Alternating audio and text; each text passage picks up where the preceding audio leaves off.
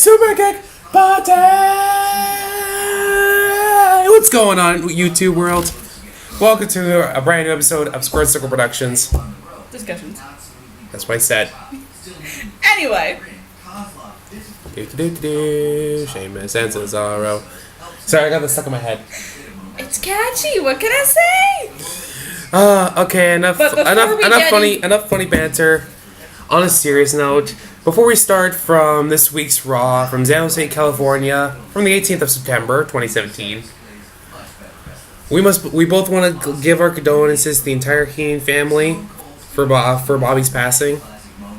His throat cancer caught up to him. All our best and well wishes. And my 2 words on the subject are cancer sucks. Yeah. You guys are in my thoughts and my prayers. That tribute to Dusty was really put together, really well. To Bobby? Yeah. Mm-hmm. I'm trying not to get emotional here thinking about it. But let's start with the show. So the show opens out with Kurt Angle coming out, gets the "You Sucks" chance, and comes out to the ring, and starts talking about the For No Mercy because it's the go home show. John Cena versus Roman Reigns, Brock Lesnar versus Strowman, etc. And then the Miz and the Miztourage comes out. No, Maurice. Well, that's because she's pregnant. And I would actually like to say my congrats to both The Miz and Maurice. This is huge. Mikey Maurice. Hope it's a good one. So he comes out. Basically, Miz says that he's the better father, he's the better talent, better champion, he deserves his spotlight, and Kurt Angle, blah, blah, blah, blah, blah, blah, blah. Miz just been saying the last spew for the last 3 weeks. Kurt Angle does Originally, it was the same. supposed to be a fatal 4-way last night with the Hardys, Elias, and Jason Jordan.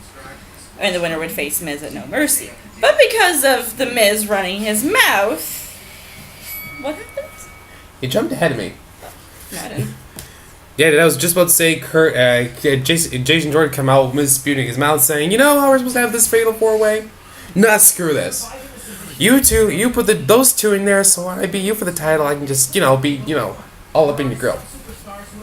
But basically, the main event changed, and yes, it was for the main event. A 6-pack challenge, number 1 contendership for the IC title. Both the Hardy Boys, both the Miztourage, and Elias Sampson and Jason Jordan. Don't know why Elias was in there at all. That just, eh. There was a bit of a heated argument backstage between Jason Jordan and... Yeah, Kurt basically did the whole, are you sure you want to do this? You sure you're going to prove how you're not my son, blah, blah, blah. And he's like, well, yes. Alright then. That's pretty much how their argument went. Okay, next we get the non-title match. Alexa Bliss versus Nia Jax. And Alexa looked terrified. Well, mind you. Get it. Well, here's the thing. The match didn't. Here's the thing. The match went on for 2 minutes with Nia mostly dominating. Alexa Bliss tries to run, and then Sasha Banks comes out and interrupts her and says, "You're not going anywhere." Nia floors Alexis, gets the pinfall, and starts dominating both women. When what happens? Bayley's back! Woo! Bayley's returned from her shoulder injury, and the crowd actually. Girl. Home crowd reaction. They cheered her. Most of them. Well, yeah, hometown girl. So they came out. Nia faces down all 3 of them, and all of a sudden, all of them were like, "Okay, well, fuck it, why not?" They all tackle Nia. She falls down, and the segment ends there. And later on the night, we get the announcement of this now being a fatal 5-way again for the Raw Women's Championship at No Mercy. And who's in that match now? Not on top of Emma, Nia, Sasha, and Alexa? Bayley. Mm-hmm. Great way to come back, I would think. Yep, I can't really disagree with you on that one. All right, we get through another Bobby Heenan tribute, and then let's see what was the next segment. All right, yes, Sheamus and Cesaro. Originally scheduled between Cesaro and the Club, but then Dean and Seth come out and interrupt. As always, comes down to Sheamus. Cesaro. Some pretty funny digs at Cesaro. It was funny. Basically, Cesaro was like, "Y'all ain't brothers," and they're like, "Well, we are." And then the Club comes in and says, You guys are good brothers. None of y'all are brothers. We're good brothers. And then they turn around. And then Luke Gallows proceeds to say along with the crowd, calls both of them nerds. And the look on Seth's face is like, uh-oh. He's like, oh, no, bad. No, Dean no, kind of does one of these. Grabs the microphone right here. No one calls me a nerd. And then triple threat tag team match. Major full-on brawl leading up to the triple threat tag team match. Which I thought was very good. And I couldn't quite catch which one it was on commentary that said Revenge of the Nerds, and all I could think was, really? Oh, that was Michael Cole. Again, really? Really? Now, what'd you think of this match? You mean the triple threat match? Yes. Oh my god! So much happened! This was a good 15-minute match between three teams. Showed got the best out of everyone's skills. Yeah. With, of course. Excuse me here. Let me check my notes. Because I tend to write everything. She's very detailed. So. Well, put it this way: if I was the bullet point, she'd be the paragraph. That's kind of how I roll. But basically, Cesaro got the pinfall of the match, not cleanly, mind you. There, of course. But you know, what else do you really expect? But I thought the match was very good between all three teams. We got everyone basically got the highlights, and basically Cesaro got heated, I believe. Plus Death and Cena didn't lose the match. It was via the club. Yeah. I mean, we did see a double suicide dive by Dean and Seth on opposite ends of the ring. For anyone that didn't catch this match, the highlight for me was the double Tower of Doom. That was impressive. Are you sure it was this match and not the other match? No, it was this match. Okay. I didn't write it down.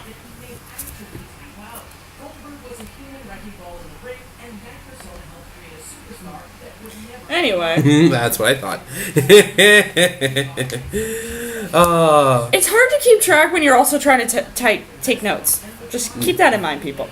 Next we got a John Cena to Roman Reigns. Roman Reigns little promo thing.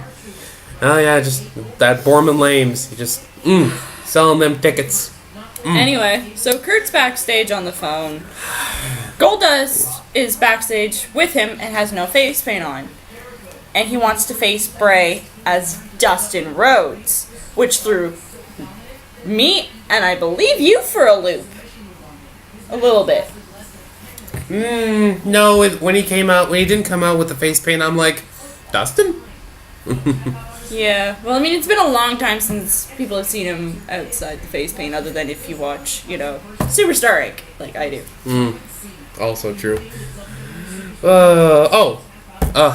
So Kurt Hawkins comes to the ring. Says he's going to break his 115th losing streak tonight. Well, it was 114 at the time. Sorry, 114th breaking streak. And he was like, oh, he was going to come out here and squash me. Pardon my puns. It was Apollo Crews. With Titus. 2 minutes later, we got the roll up. Sorry, no, actually, he did the power bomb. Then the count. And basically, this is 2 minutes of nothing. Absolutely nothing. Because Apollo Crews won the match, and so the losing streak of 115 to nothing. Speaking of a lot of things better, we got a backstage pre-taped interview between Brock Lesnar and Braun Strowman. With Paul Heyman. With Paul Heyman. Cannot leave out Paul Heyman. Two main things from this match. Well, Sorry, three main things from this segment between the interviews.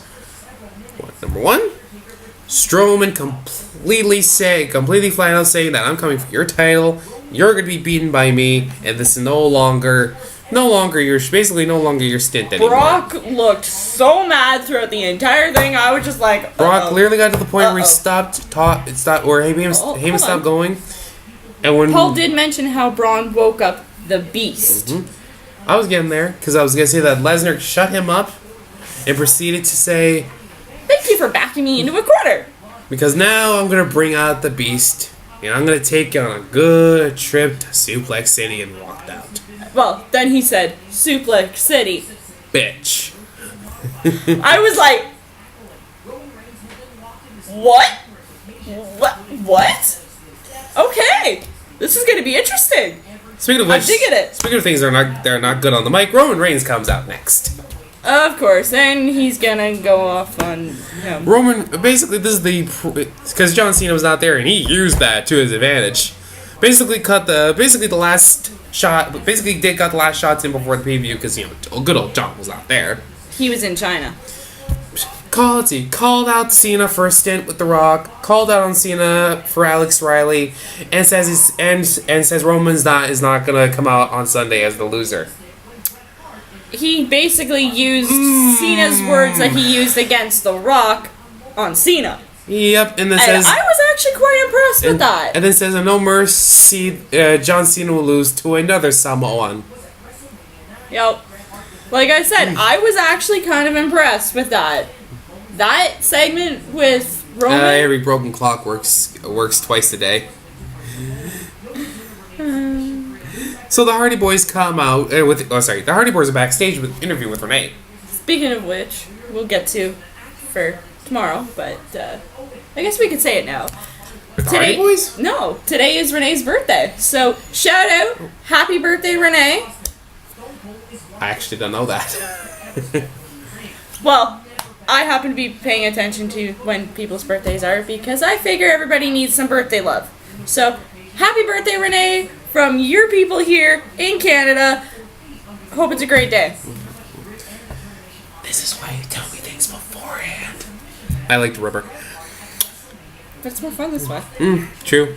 Basically, the Hardys come out and do some brotherly shtick back together. They were like, "No, I'm gonna win the bet. No, I'm gonna win the title." But either way, they'll be opportunity." happy for the other.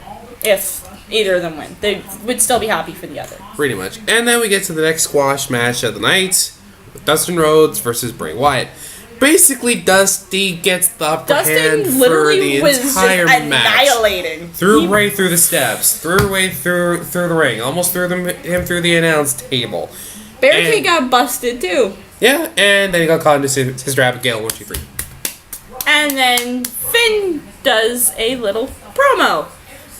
And he talks of a little boy who used their anger, turned it into a demon, and how, if a demon's a figment of a man's imagination, what does that make the man? And all I could think was Prince Devitt, anyone? And that's of good course, stuff. then we get to, I'll let you handle this one for... Oh, vendo d'amore, oh, vendo d'amore. Thank you. Thank you. Enzo comes out for a pre-match promo, gets squashed by Braun Strowman. Neville comes out and does the same thing. Oh, so sorry, no. He gets squashed by Strowman. Gets knocked out backstage. Says he's gonna be fine. Enzo then Neville comes out. Yeah, fuck you. The end. Next weekend, Neville versus Grand Metalik. Let's see. Neville gets his dive. Let's see. He's right to the eyes. And I also believe there is a. He attempted to tear off Metalik's mask, and he almost succeeded. Yep. There was a nice big hole in the mask. Let me tell you. And then Neville tapped him out with the Rings of Saturn. Yay! Not surprised. All right. And do you want to cover the main event today? Well, I kind of this is one of my favorite matches because, well, hello, Hardy Boys. Anybody who has been paying attention to anything that I talk about and who also knows me rather well knows how much I admire and have looked up to the Hardy Boys for 16 plus years. So, let's just get right to the main event, shall we? 6-pack challenge for the number one contendership for the IC title. We get both Jeff and Matt Hardy, Bo Dallas and Curtis Axel, Elias Sampson, and Jason Jordan. Yay. Yeah. Well, I'm getting a drink. so Elias comes out, tries to do his song thing that he always does. The Hardys then come out. Nah, I'm kidding. The Hardys then come out. And, of course, we were both extremely ecstatic because, well, hello, Hardys.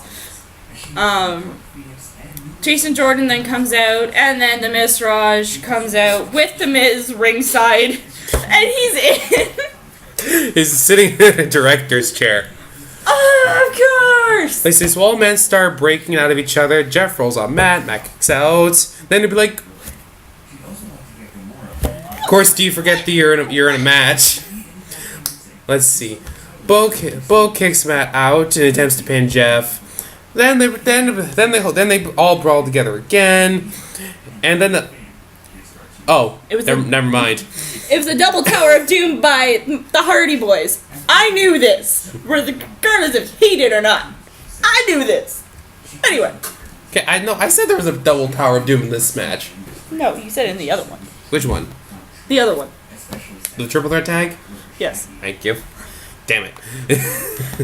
Let's see. Double Tower of Doom. Poetry in motion. Let's see. Bo breaks the pin. Jeff almost got... he kind of landed funny. Almost. Kind of had me worried. A little bit. Not gonna lie. Kick out by Bo. Then another twist of fate. Then Elias breaks the pin. Let's see. Another twist of fate by Jeff. A Swanton Bomb. A Swanton Bomb then makes Miz breaks out the pin. Because Jeff looks like he's about to go to win. And then Jason Jordan ends up coming back in the match and scoring the pinfall, which means Jason Jordan will now be facing the Miz at No Mercy On Sunday. And Miz. And here's the thing: Jeff Hardy would have won the match, if Jeff did not, break up the pin, which made Jason win. If Miz didn't break up the pin, it would have been another match for Jeff. I know. Trust me, I know. I just found that funny how Miz kind of screwed himself in that fashion. Because he didn't want to have to face Jeff again. And it's like, but then you ended up getting the son of Kurt Angle. Yeah. I thought this match was okay. I'm not sure if Jason Jordan's ready for this spot yet, but then it's the E. Who am I talking about? But, yeah, the Miz Raj attack. Oh. Jason Jordan. Yes, and with a skull, and there's also a skull-crushing finale. And by then Miz. And then Miz proceeds to call Kurt Angle a terrible father, still after No Mercy, and Jason Jordan will still be a bastard. Miz's words, not ours. We are literally quoting everybody at this point. Now, I'll admit, for a go-home show for a while, it was kind of weak-ish. Matches were good. I just thought everything was kind of blah for some reason. 5 out of 10. Okay, even I'm gonna give them a little bit more slack here. 6.5. That's generous. That's mostly because two-thirds of the Shield, even though I know they're no longer together, but still, 2/3 of the Shield were there. Hardy Boys. Again, 16 plus years. So this is the go home show for No Mercy. Catch us for our review for that after the pay-per-view. And we'll be looking forward, and we got SmackDown tonight. Yes, Look we do. forward to that. Shane O'Mac, he's back. Is he supposed to be on tonight's SmackDown? That's Yes, correct. I heard. Well, that's Supposed to be calling out Kevin Owens for the attack on Vinnie Mac. Oh, that's right. Leave your thoughts down below. What you thought of tonight's Raw review and of the last night's Raw.